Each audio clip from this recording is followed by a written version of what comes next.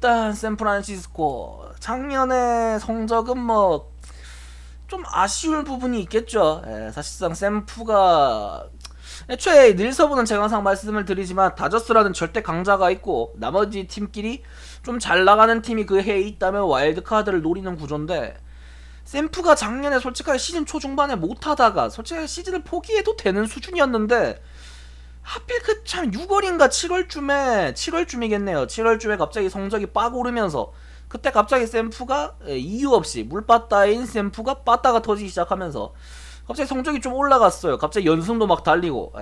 그러면서 트레이드 데드라인을 남겨놓고 되게 고민을 많이 했어요. 샌프란시스코 팀 내 자체에서. 단장도 그렇고.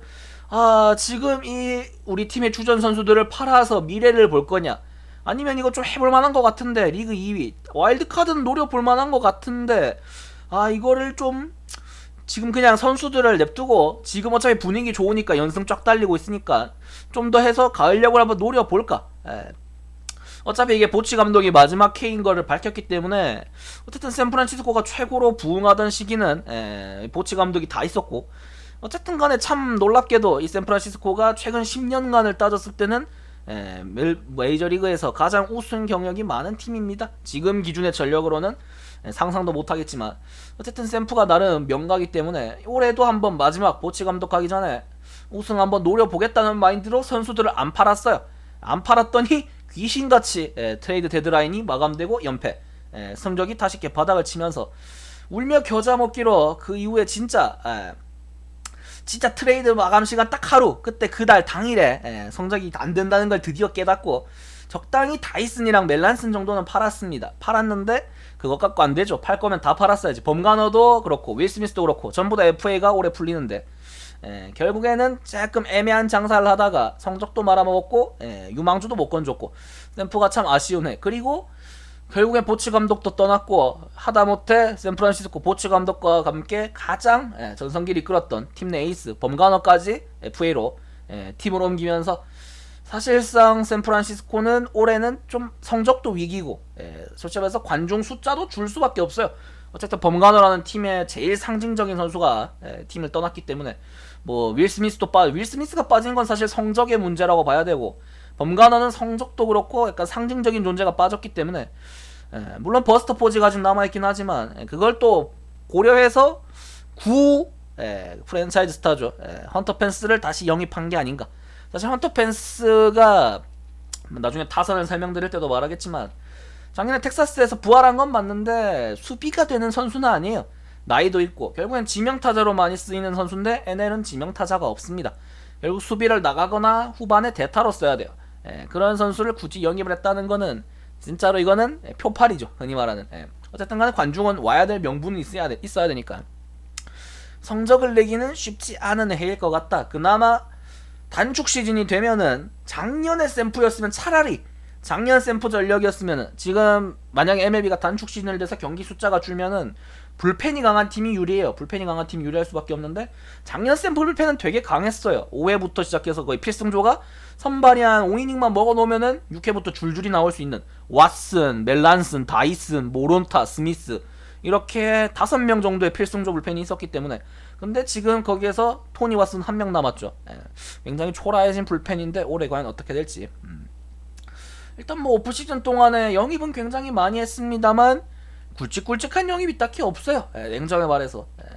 현실적으로 빠져나간 멤버들 범가너, 스미스, 필라 이 3명이 훨씬 더 크지, 뭐 스테판 보트야 백업 포수라고 치도 영입한 선수 중에서 그렇게 굵직한 카드가 없다. 그나마 돈을 좀 쓴 게 헌터 펜스, 뭐 케빈 가우스먼, 드류 스마일리 요 정도인데, 가우스먼이랑 스마일리는 솔직하게 4, 5선발급이라고 봐야 되고, 헌터 펜스도 아까 말했던 것처럼 내셔널리그에서는 그렇게까지는 메리트가 없는 카드다. 일단은 뭐 그 정도. 현실적으로 영입을 크게 할 수도 없고 작년에 인연을 못 챙겼기 때문에 성적도 안 났고, 아까 말했던 것처럼 관중 숫자도 올해는 조금은 답답해질 수가 있다.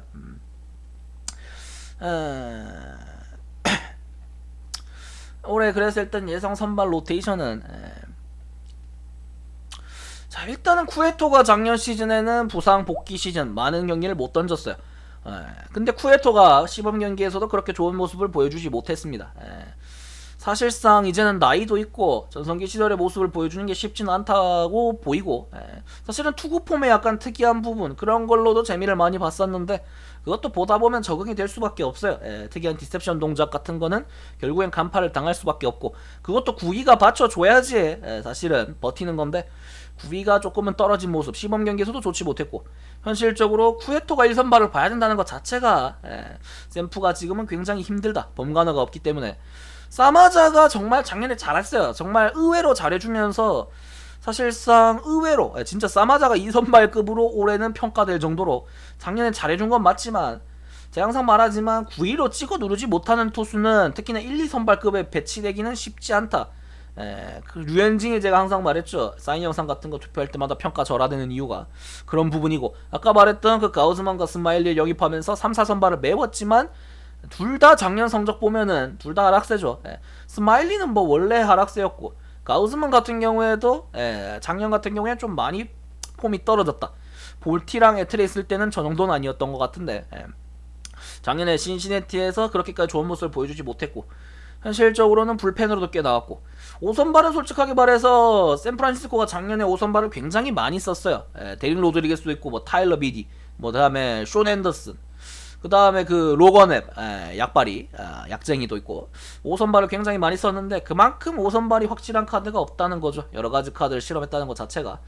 올해는 아마 그래도 일단은 그래도 짬밥이 좀 더 되는 데린 로드리게스를 쓸 것 같은데, 어쨌든 로드리게스는 잘 던질 때는 되게 잘 던지는 투수이기 때문에 현실적으로 로드리게스를 먼저 쓸 것 같은데, 아마도 여기서 밀리는 투수들이 불펜에 롱릴리프로 가겠죠. 현실적으로 뭐 그렇게까지 누가 봐도 선발진은 희마리가 없는 선발진이다. 이렇게 말씀을 드리고, 잠깐만요. 이거 어떻게 조절하더라? 까먹었네.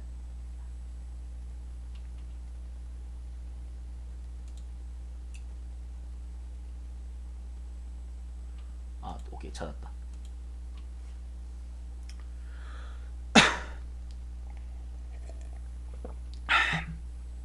선발이 약하기 때문에 항상 말했듯이 선발이 약한 팀들은 불펜이 강하거나 타격이 강하거나 하나의 특점이 장점이 있어야지 뭐 어떻게든 비빌 수가 있겠죠. 작년에 샘프는 제가 아까 말했던 것처럼 선발진은 되게 평범하고 빠따는 약했어요. 근데 불펜진이 정말 강했기 때문에 그래도 승률을 5할 근처를 낼 수 있었다. 근데 올해는 아까도 말했던 것처럼 필승조 불펜 5명 중에 4명이 없다. 토니 왓슨 1명 남아있기 때문에 작년 기준 올해는 불펜도 많이 약해졌고, 선발진은 작년보다 범가너가 빠졌기 때문에 더 약해질 거고, 결국에는 답이 없어. 투수 쪽은 답이 없는 상황이에요. 사실 샌프란시스코가 그렇다고 빠따로 일을 낼 수 있을 만한 팀도 아니고, 빠따를 완전히 물갈이한 것도 아니고, 헌터 펜스 3명 영입한 것까지는 그렇게까지 재미를 볼 것 같진 않다. 그나마 리빌딩은 되어가는 단계인데, 뭐 구스타프도 그렇고, 쿨로드 이렇게 젊은 투수들, 타일러 로저스가 작년에 뭐 경기 숫자가 많진 않지만 1.02 방어율만 봤을 땐 되게 좋은 성적을 냈어요. 미네소타의 마무리인 테일러 로저스가 아니라 전혀 다르죠. 얘는 어우한 언더핸드고, 사실상은 근데 좀 특이한 투구폼, 아직은 특이한 구질 이런 것 때문에 좀 재미를 봤다고 따졌을 때 올해 풀타임을 치르면은 이 방어율을 유지하기는 쉬워 보이진 않는다. 특히나 올해 같은 경우에는 항상 말하지만 원포인트 제도가 안되기 때문에 우한 언더핸드임에도 불구하고 좌타자를 꽤 많이 만나야 돼요. 방어율은 많이 올라갈 걸로 보이고, 결국에는 일단 마무리가 없어요. 뭐 영입은 뭐 하린 가르시아나, 웬디 페랄타, 약간 자완 중견 자완들이라고 표현해야겠죠. 저 자완 쩌리들을 영입은 했는데 이게 도움이 될 게 없어요. 작년 기준으로 했을 때 윌 스미스 쓰다가 갑자기 페랄타 같은 애들을 쓰면은 위압감이 생길 수가 없어요. 일단 누가 마무리를 가야 될지도 답이 안 나오는, 왓슨을 마무리로 쓰기엔 그나마 경험을 따지면 왓슨을 써야 되는 게 맞는데, 왓슨도 약간 좌타자만 상대해 먹다가 갑자기 또 마무리를 가서 1이닝을 채우려고 하면 그것도 좀 쉽지 않아 보인다. 좀 구위가 있는 투수들 중에서, 젊은 투수들 중에서 갑자기 성장을 해서 구스타프한테 좀 기대를 거는 것 같은데, 좀 사실 샌프란시스코가 올해는 선발도 그렇고 불펜도 그렇고 운영하기가 쉬워 보이진 않습니다. 결국 그러면 이 선발 불펜을 다 상쇄시켜줄 빠따가 필요한데, 빠따가 뭐 휴스턴급이나 양키스, 보스턴급으로 터지면 모르겠죠. 근데 빠따가 정말 헌터 펜스 한 명 들어왔다 끝이에요. 예. 작년이랑 비교했을 때 뭐 플로레스도 들어오지만 그게 의미가 없어요. 예. 현실적으로 빠따가 너무 약하고 홈런 개수도 적고 타율도 낮고 현실적으로 좀 되게 답답한 수준이다. 예.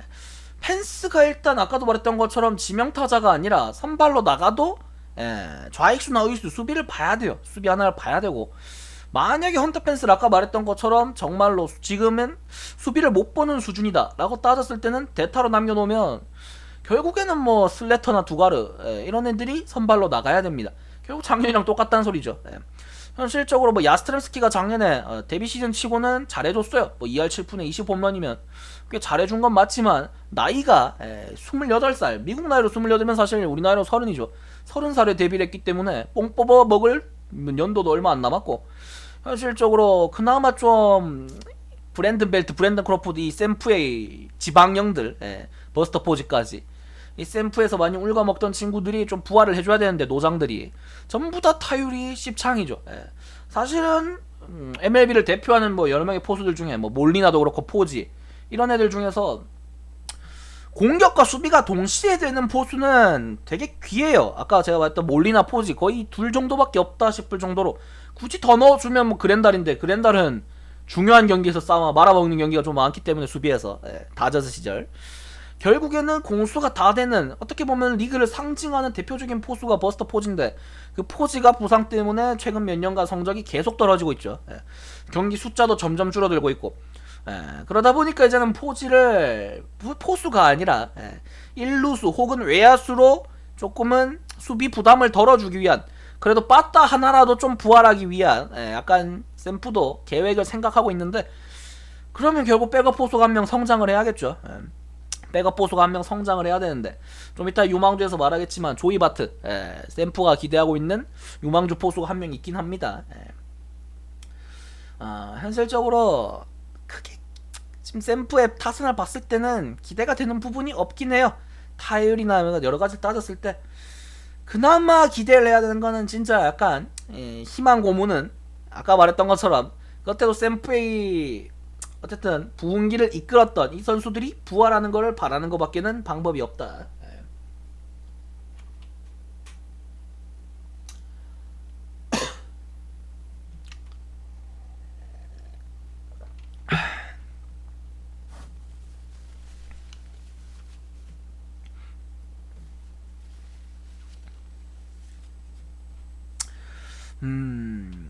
타선을 이렇게 딱 그냥 라인업을 짰을 때 그냥 보고 딱 바로 드는 생각이 세다 약하다 이런 게 딱 보통 야구 많이 보면은 다 구별이 갈 수 있죠.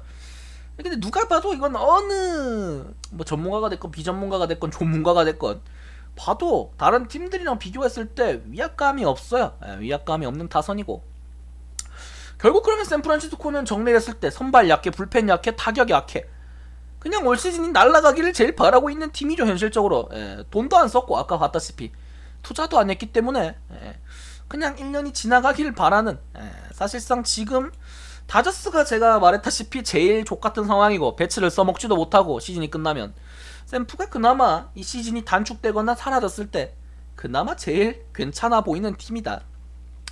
어쨌든 샘프가 스몰 마켓은 아니기 때문에 이 서비스 타임 계산해서 언젠가는 돈을 쓸 팀이에요. 돈을 쓸 팀이다 보니까 차라리 지금 너무 약해 빠진 지금 이 시즌은 갖다 버리는 게 낫다고 볼 정도로 정말 더럽게 약합니다. 뭐 여러가지 시범 경기 보면서 감독 인터뷰 같은 거 들어보면 실험을 많이 하더라고요. 벨트 포지션도 한번 여러가지 바꿔보고 근데 포지션을 바꿀 거면 늙은이들보다는 약간 신인 쪽 선수들을 많이 써먹는 게 나을 텐데. 자, 그 다음에 유망주. 어쨌든 간에 지금 팜에 유망주들은 많으니까 지금 전력이 약한 거겠죠. 어떻게 보면. 근데 뭐 5명 굉장히 많지만 일단 뭐 제일 아까 말했던 것처럼 눈여겨봐야 될 선수는 조이 바트. 일단 샌프란시스코가 버스터 포지 이후 세대의 주전 포수로 이미 낙점을 한 선수고 뭐 1차 전체 1라운드 2번이면은 굉장히 빠르게 지명을 받았죠. 2018년이면은 재작년에 전체 1번이 아마 디트로이트의 케이시 마이즈. 근데 뭐 2번이라고 해도 꿀릴 게 없어요. 케이시 마이즈는 뭐 항상 말하지만 디트로이트 둘 다 똑같네요. 뭐 팀의 향후 10년을 바꿔야 될 선수기 때문에 전체 2번이지만 전체 1번 같은 2번. 바트 뭐 수비도 괜찮고 공격력도 약간 괜찮고 약간 버스터 포지경 주니어라고 보시면 됩니다. 쉽게 생각해서. 그래도 샘프가 포수 보군이 있는 팀이다. 어쨌든 포지를 아마 일루로 변경시키면서 바트가 포수로 들어갈 텐데 백업 포수인 그 가르시아인가? 걔도 이번에 시범 경기에서 다쳐가지고 아마 바로 데뷔를 할 거예요. 리그가 만약에 정상적으로 열렸다면 바로 데뷔를 했을 텐데 현실적으로 뭐 작년에는 뭐 마이너 성적 괜찮았고 준수했고 현실적으로 얘가 만약에 안 터진다, 잭팟이 안 터진다, 그러면 그거는 샘프가 패망의 길을 걷는 거고, 만약에 얘가 잭팟이 터지면은 그래도 희망은 이제 코어 유망주라고 우리가 보통 표현을 하죠. 한 명의 유망주가 팀의 주축 선수급이 될 거라는 확신을 가지고 그 선수를 기점으로 해서 약간 리빌딩을 하고 하는데 결국 샌프란시스코 리빌딩의 핵심은 조이 바트가 A급 선수가 이상이 되는 주전에서 그때가 리빌딩 시기가 아닌가 하는 생각을 합니다. 뭐 나머지 이렇게 지켜보고 그 다음에 뭐 나머지야 알아서 보시고 헌터 비숍 작년 1라운드 전체 10번인데 작년 시애틀에서 데뷔했던 브랜드 비숍의 동생이고 제가 여기도 까놨지만 둘 다 존나 못 쳐요. 형제는 신기하게 닮는 것 같아요. 꼭 형제든 뭐 자매든 운동을 같이 하는 이런 선수들이 많은데 참 올해 시애틀이 미치 헤니거가 고환이 터지면서 또 브랜드 비숍이 아마 기회를 받을 것 같은데 정말 더럽게 못 칩니다 둘 다. 뭐 그래도 주루되고 수비되고 하면 뭐 써먹을 용도는 있으니까 현실적으로 참 딱히 할 말이 없네요. 나머지 유망주들은 뭐 그렇게까지 큰 뭐랄까 코어급 유망주가 아니기 때문에 한 번씩 확인만 해보시고 현실적으로 샌프란시스코는 한 줄로 정리를 하면은 그냥 약해 빠졌다. 뭐 딱히 올 시즌 봐야 될 필요가 없는 수준. 약간 볼티모어랑 디트로이트까지 비교하기는 좀 그렇긴 한데 명가 그러니까 이름 약간 진짜 구겨로 따지면은 이것도 제 살 깎아 먹기긴 하지만 삼성 라이온즈 같은 느낌이 날 거다. 몇 년 전에 삼성 17, 18, 19 요 3년간의 삼성이랑 비슷할 거다. 그 이전의 과거 행적은 참 대단한 팀이지만 그 최근 몇 년간의 성적은 십창이라고 보는 게 맞다. 일단은 뭐 그렇게 말씀을 드리고 샘프 끝.